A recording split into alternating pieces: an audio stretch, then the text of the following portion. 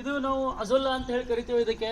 ಇದು ನಾವು ದನಗಳ ಮೇವಿಗಾಗಿನೂ ಕೂಡ ಉಪಯೋಗ ಮಾಡ್ಕೋಬೋದು, ಆಡುಗಳಿಗೆ ಉಪಯೋಗ ಮಾಡ್ಕೋಬೋದು, ಕೋಳಿಗಳಿಗೆ ಉಪಯೋಗ ಮಾಡ್ಕೋಬೋದು ಮೇವು ಅಂತೇಳಿ. ಇದು ಒಂದು ಸಸ್ಯ ಆ್ಯಕ್ಚುಲಿ. ಇದು ನಾವು ಬೆಳೆಸ್ಕೋಬೇಕಾಗಿತ್ತು ಅಂತಂದರೆ ಯಾರು ಮನೆಯಲ್ಲಿ ದನ ಇದ್ದಾವೆ ಅವ್ರು ಕಂಪಲ್ಸರಿ ಮಾಡಿದರೆ ಭಾಳ ಒಳ್ಳೆಯದು. ಇದಕ್ಕೆ ಬೆಳೀತಕ್ಕಂಥದ್ದು ಭಾಳ ಸರಳ ಇರ್ತೈತಿ. ಇದು 7 ರಿಂದ 8 ಅಡಿ ಉದ್ದ ಇರ್ತಕ್ಕಂಥ ಒಂದು ನಾವು ಉದ್ದ ಬೇಕಾಗ್ತೈತಿ. ಅಗಲು 3.5 ಫೀಟ್ ಅಗಲು ಇರಬೇಕಾಗ್ತದೆ. ಇದು ಆಳ ಅಂದ್ರೆ ಒಂದೇ ಫೀಟ್ ಅಂದ್ರೆ ನಾವು ಇಟ್ಟಂಗಿ ಒಂದು 2 ಇಟ್ಟಂಗಿ ಇಟ್ಕೊಂಡೇವಪ್ಪ ಅಂತಂದ್ರೆ ಕರೆಕ್ಟ್ ಆಗ್ತದೆ. ಇದ್ರೊಳಗೆ ಏನು ಮಾಡಬೇಕಪ್ಪ ಅಂದ್ರೆ ಇಟ್ಟಂಗಿ ಇಟ್ಕೊಂಡು ಈ ಥರ ಒಂದು ಪ್ಲಾಸ್ಟಿಕ್ ತಾಡ್ಪಲ್ ಹಾಕ್ಬಿಡ್ಬೇಕು ನಾವು. 7 ಅಡಿ ಉದ್ದ, ಒಂದು 3.5 ಅಡಿ ಅಗಲ ಹಾಕಿದ್ಮೇಲೆ ಒಂದು 10 kg ಎರೆಮಣ್ಣು ಅಥವಾ ಸಗಣಿ ಇದ್ರೊಳಗೆ ಹಾಕ್ಬೇಕು. ಹಾಕಿ ನೀರು ಹಾಕಿಬಿಡ್ಬೇಕು. ಇದಕ್ಕೆ ನೀರು ಹಾಕಿ 1 ಕಿಲೋದಷ್ಟು ನಾವು ಅಜೋಲಾ ಇದು ಬಿಟ್ಟಿವಪ್ಪ ಅಂದ್ರೆ ಬರೀ ತೊಗೊಂಡು ಹೋಗಿ ಬಿಟ್ಬಿಟ್ಟಿವಿ ಅಂದ್ರೆ ಒಂದು ವಾರ ಒಳಗೆ ಹಿಂಗೆ ಸಂಪೂರ್ಣವಾಗಿ ಒಂದು ಹೆಸರು ಆಗ್ತದೆ.